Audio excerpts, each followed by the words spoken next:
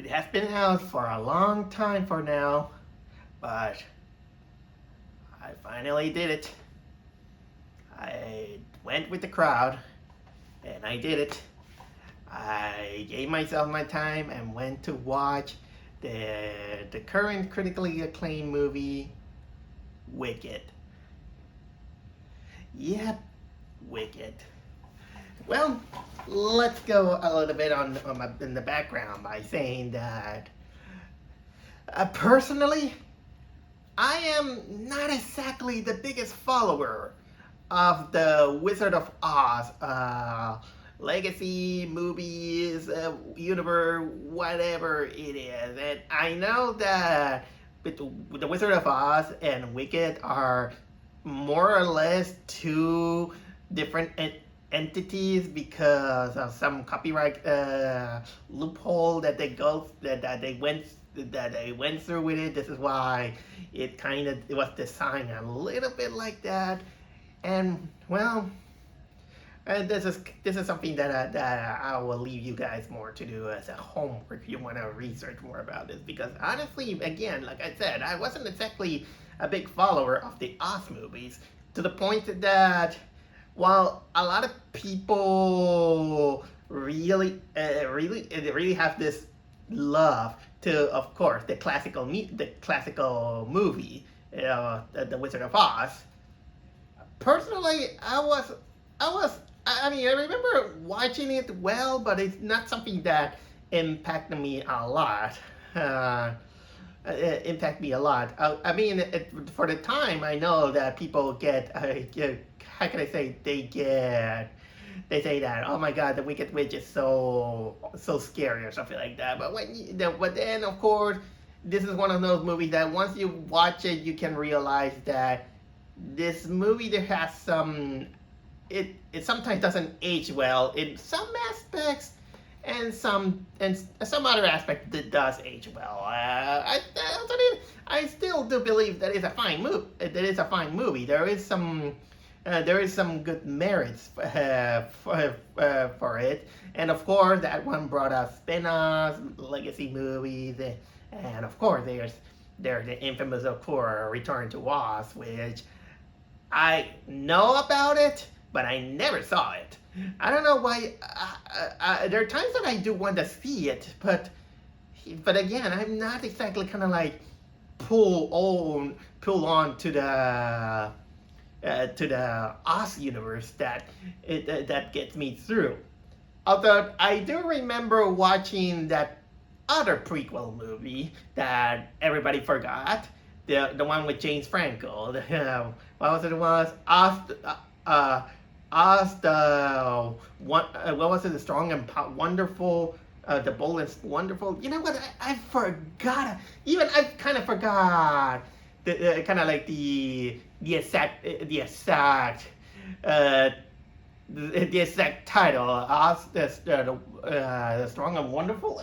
Oh my god, I forgot about it. But either way, it was the one that starred James Franco, and that one was really flawed. That I wasn't too keen into it, and nobody kind of liked it, to the point that yep, it is forgotten.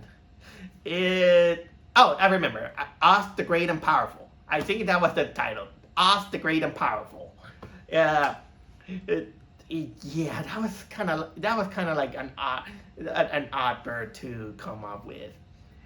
About in terms of Wicked, I know that there's a Broadway play. It's still playing, and I live near New York, and even with that, I never gave myself the time to watch the play. But I heard that people really love it. But of course, the tickets are expensive. And then came the movie, in which, of course, it was shown on the Super Bowl. And then I began to see some of the backgrounds around the movie, and I was like, okay, nothing is something about it. And yet trailer, you can tell that they were really pushing their ambition. That yeah, this movie is so ambitious, and it's gonna be something big and all this stuff. And because well, they're kind of like aware that Wicked is very popular, but still I was like kind of like I was kind of like rolling my eyes. I wasn't technically into it. Of course, that things got a little bit worse when what was it? Cynthia Erivo, the one who plays the main character, she made the big mistake uh, making this Twitter criticizing fan art, in which someone quote unquote fixes the movie poster to make it look a little bit, well, I'm gonna say a little bit better. Better in terms of artistically, to make it look like the Broadway play, and she begins to kind of like, let's say, to make things short, she didn't make things really right, and of course a lot of people criticize her, and well, sometimes when you poke a tiger, you're gonna get it. So this kind of harms a little bit the reputation of the movie, but thankfully I've been hearing that she at least have apologized for it. She said that she realized that, well, the internet is a pack of wolves, and she had to talk with a friend instead of Twitter. In a way, yeah, that's what you should have done. You should have to think twice about what you said on social media. It is for what it is, because everyone has kind of different opinions. But when you express it on social media, you gotta be aware that not all are gonna take it so lightly. So you gotta be ready for those criticisms. But of course, then there's the movie itself. Like I said, I was kind of like very busy when the movie came out, and also I was dealing with a little bit some health issues with my kidney stones, and but a little bit, I will say that it was kind of a little bit of a blessing in disguise, because I've been hearing news that there were very inconsiderate people that they started singing during the movie. They're basically uber fans of the musical, and when they started singing without having consideration of other people who haven't seen it, and also they just want to have a relaxing time in the movie theater, it starts a chaos so much that funnily enough, when I went to the movie theater, in which I went to go to Regal in New York, I asked the guy, excuse me, what should I do if I find someone who starts singing during the movie? And the guy politely just said, oh, just let me know, and we'll deal with it. And I was like, thank you. So luckily that didn't happen. So yeah, I finally decided to watch the movie, and I think that this is what the Joker 2 movie should have taken notes, because that movie was actually good. I'm not gonna lie to say that I did like the movie enough to keep me interested on the Oz movie, but it's not gonna be kind of like my favorite movie. This is something that is a movie that it is flawed. There are some moments that I can't really nitpick. But at the end of the day, it is a good experience. And I will say, for a starter, is that the movie kind of make a big mistake, that it is 2 hours 55 minutes long. I think it is 2 hours 55 minutes long. Let me check that out. 2 hours 40 minutes. Still, 2 hours 40 minutes is a little bit too much. And well, although the movie at least is not exactly 100% boring, and that if you get into it, you're gonna find the movie kind of like, okay, this is gonna be a breeze or something like that. But But I know that another criticism that the movie had is that since they say that this is part one of two parts, this is what people got worried. And that kind of begs the question, since I haven't seen the Broadway play, is the Broadway play also kind of like 6 hours? Because if the Broadway play has almost the same pacing as this one, then I can't imagine what it's gonna be, or probably it's gonna have things that the book does, that also the book has. I also haven't read the book, just in case. I haven't read the novel, but I did have a friend of mine that read it, and he says that it's a little bit more adult than what the Broadway play and the movie implies.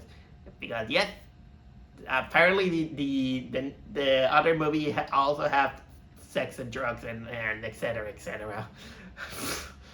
Kind of makes me want to read the books in a way for curiosity. But anyway, I've been talking too much about the background of my background on Wicked.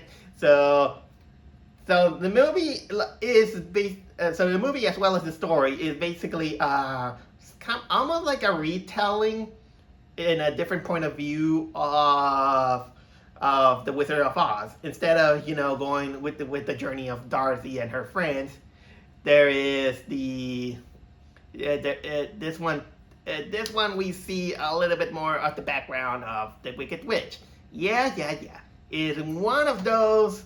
Is one of those in which they try to find ways to make us sympathize with the villain. And well, the background is that the Wicked Witch, in which her real name is the name escapes me. Elphaba. Yeah, Elphaba. She was born green, and because of that, she suffers a little bit of, how can I say, prejudice, because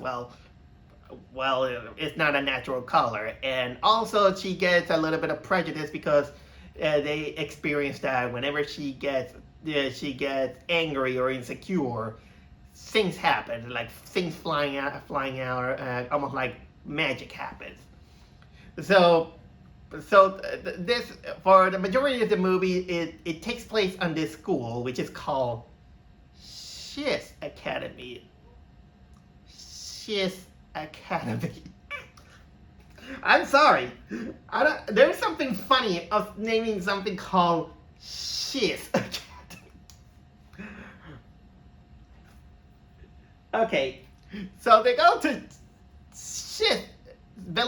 Elphaba goes to Shiz Academy alongside her sister, who is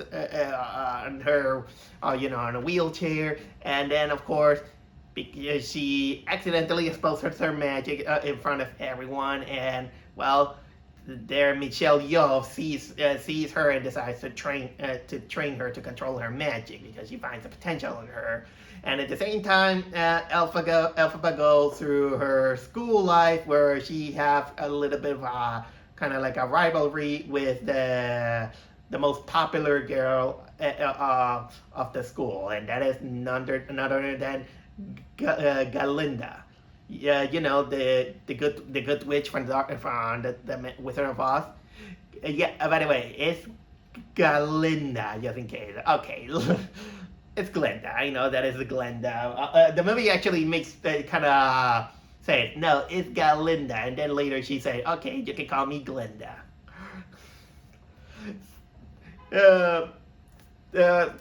So pretty much, it's a musical, kind of like showcasing the school life. Elphaba trying to find her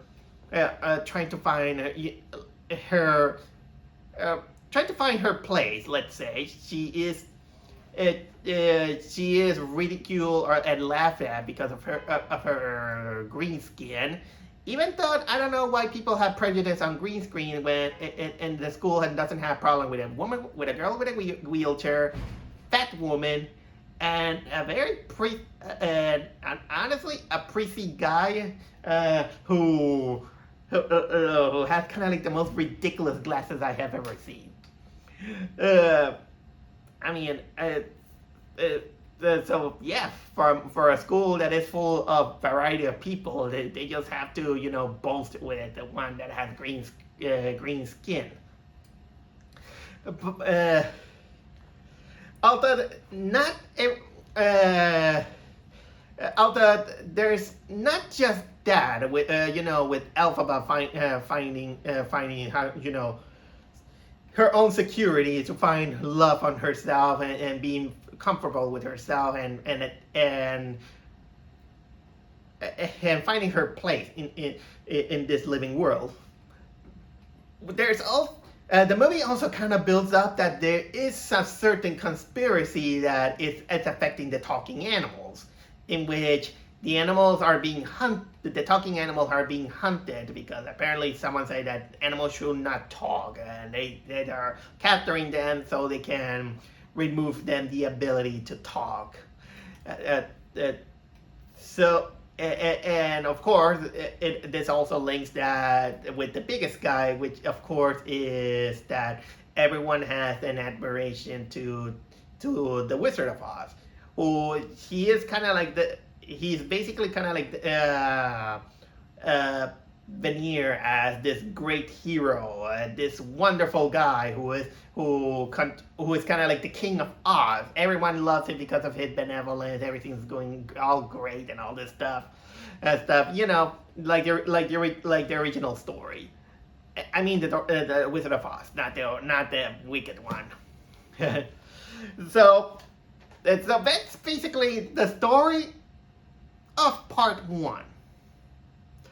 And so the first movie is more or less kind of like a setup for something big, in which you're gonna find some things that will say that okay, they're gonna address that maybe on the second movie.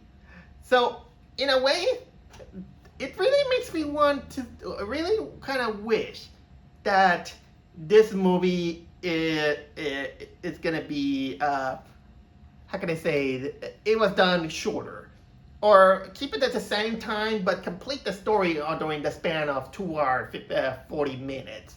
That I kind of will be interested to see what would you make kind of like a Cliff Note version of that, because it has been done. It has been done, and not that in the name of Wicked. I'm saying that that there are other literary stuff that they decide to make a kind of like a condensed version, and sometimes it works, sometimes it doesn't. This is kind of like one of them. Although considering the kind of material that they wanted to showcase, and it kind of a little bit earned it's two-parter, not like unlike The Hobbit. Like for example, The Hobbit was one of those in which it didn't need it to be 3 parts, especially because the book is relatively short. I mean, 2 parts will have been fine, but The Hobbit didn't earn that reputation. But so, and also the thing that so there are times that the movie kind of gets a little bit padded in the storytelling, but it's mostly due to because it is a musical. It is a musical. And I'm not gonna lie, the music is pretty good. I'm not exactly the kind of guy who is probably in the age that might gonna remember all those songs until I hear it, but it has a great tune and all this stuff. I'm not gonna lie, but the musicals usually has the musicals actually has kind of like this problem that is a little bit inevitable. The problem that you take your time to make it sing, and this kind of puts the plot to a halt. This is something that happened that we see as an example with the second Joker movie, in which they start singing, but what is the point? It kind of puts the plot to a halt, and we don't advance. Wicked it suffers also of that, there are some parts, there are some moments that they do took advantage to advance the plot while they sing. That actually, this is the moment that where it kind of like work. Uh, and now let me talk about, well, the acting, I'll say, in which the acting is actually one of the good things that this movie had. I gotta give credits to both Cynthia Erivo as Elphaba because she did a great job, and of course Ariana Grande playing Glinda. Let me start a little bit with some of the characters like Glinda. No, Glinda. I'll start with Elphaba. Elphaba, I, she really, I mean, I know that she's supposed to be kind of like the wicked witch, in which she's both misunderstood and understood of her motivations. The more that we see, and well, she's ostracized because she is green. She's green, and well, although her mistreatment is more kind of like these kind of like high school, let's ignore her or laugh at her more, instead of kind of like being kind of like harsh, like for example throwing her stones or something like that, or something like you see South Korean bullies or Japanese bullies in anime. But still, you see her that she is that she kind of both the admirable and kind of rolling eyeballs way to handle things. For one, she's almost like getting used to it, and she doesn't say a word and tries to ignore, and that's kind of like the admirable part. I really like, for example, she when she's being laughed at on the party, and she just like, well, she just hide her tears, but she just go along with it and say that, okay, I'm gonna make them laugh or something like that, but I don't care what they say. I don't care what they say. As for being kind of like the wicked witch thing, let's say that uh, making us well, it is interesting to make how can I say, a villain a little bit sympathetic. It's an interesting way of storytelling. Although now we come kind of like in a way in which this kind of storytelling kind of becomes a little bit tiring because it kind of ruins the motivation of being a villain. Let's say it ruins the kind of like the storytelling about good versus evil. Although there's some ways that they do it worse, some they do it better. But I will say this, that at least as a backstory for a villain, villain in this case, let's say that Wicked does a million times better than what they did on Oz the Great and Powerful, that forgotten movie. That one, because in Oz the Great and Powerful, as far as I can remember, her motivation is that, oh, I lost someone that I love. There was some misunderstanding, and then I became evil or something like that. In this one, it's a little bit more. It's a little bit more like than that. Let's say that it is a combination between social, political, and well, a little bit personal. Let's say. And so this kind of brings out, the motivation of her doing something like that. Although they didn't kind of make her kind of like evil or amplify or something like that, and they more show her more kind of like a revolutionary. I think that this is gonna be more on the second half. Although, in a way, I wish I could actually see kind of like more, seeing her, being evil. Let's say. Bring her more evil and make her kind of like less sympathetic. Make her kind of like, it'll be kind of like interesting to make her kind of like a sympathetic character become even less sympathetic, even where she loses it. This is not okay. This is another approach. Anywhere is fine, but still, let's say that Cynthia Erivo did really make the character well. Although, well, let's say that the green on her, it kind of makes her look more like She-Hulk than the Wicked Witch. Maybe that's kind of like I want to say that, yeah, maybe giving her the red lipstick will give it a little bit more of an impactful personality look, let's say. More. Well, I'm just going. My head just went into that fan art that she criticized. And this is why I'm telling you. There are some things in which, well, they're fine. Ariana Grande as Glenda or Galinda, where she calls herself. My God, people are praising her performance, and yeah, she's fine, but I gotta say that there's something about her performance that is kind of like laughable. Let's say that almost during the whole movie, she talks like she's high. It's almost like she is high, and she begins to act like a little girl, like playing Barbies. And she's almost like something like that. Everything should be perfect or something like that. And she's basically kind of like the first movie, yeah, she kind of act like she's a mean girl in which she wants everything going into her way. She wants to be popular.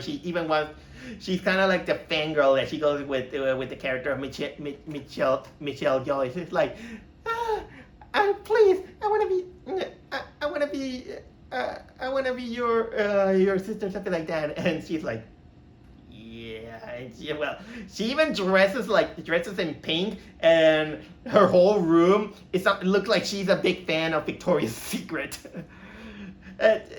She's like, and so in a way, she's kind of like unlikable, and also the movie kind of, maybe even the book kind of wasted the potential to make her kind of like the evil character, and the one that she is.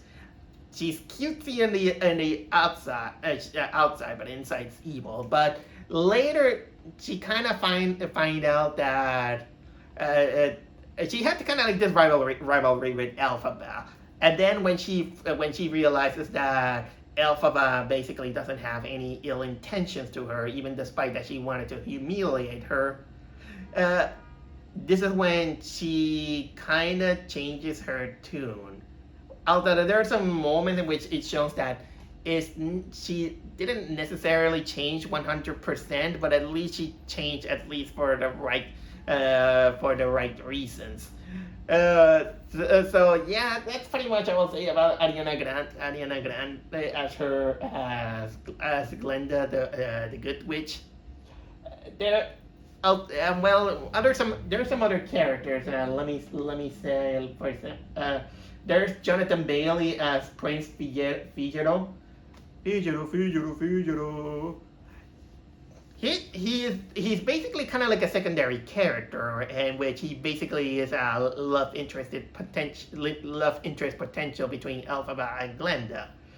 And honestly, he's fine. He does a good job.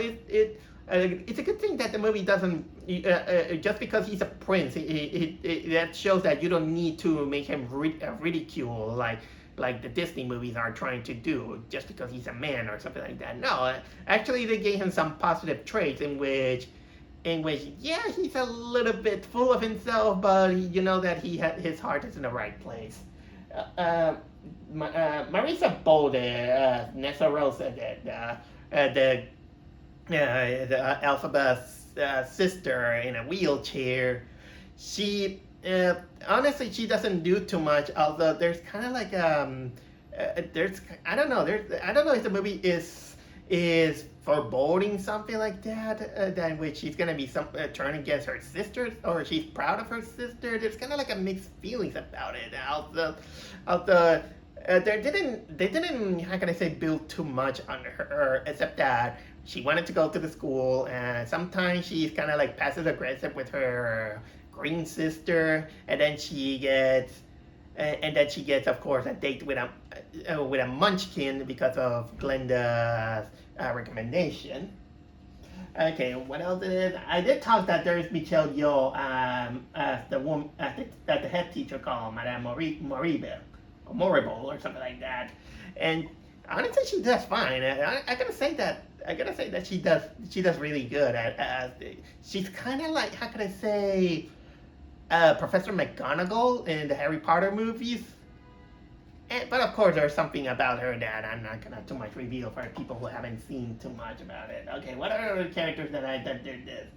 I will say that probably my favorite character in the whole movie is the talking goat, who's played by Peter Dinklage. Peter Dinklage plays this goat, and he shows that he's wise. He knows stuff about it, and he forms a bond of friendship with Elphaba. That's although he doesn't appear too much, but he really comes a little bit on the center of the reason of Elphaba's personal journey. But honestly, I really like the things that he said. Oh, and of course, who's gonna be the wonderful Wizard of Oz? None other than Jeff Goldblum. Jeff Goldblum. And he only appears during the final part of the movie. And, well, I'm not going to say too much, but I have to say it.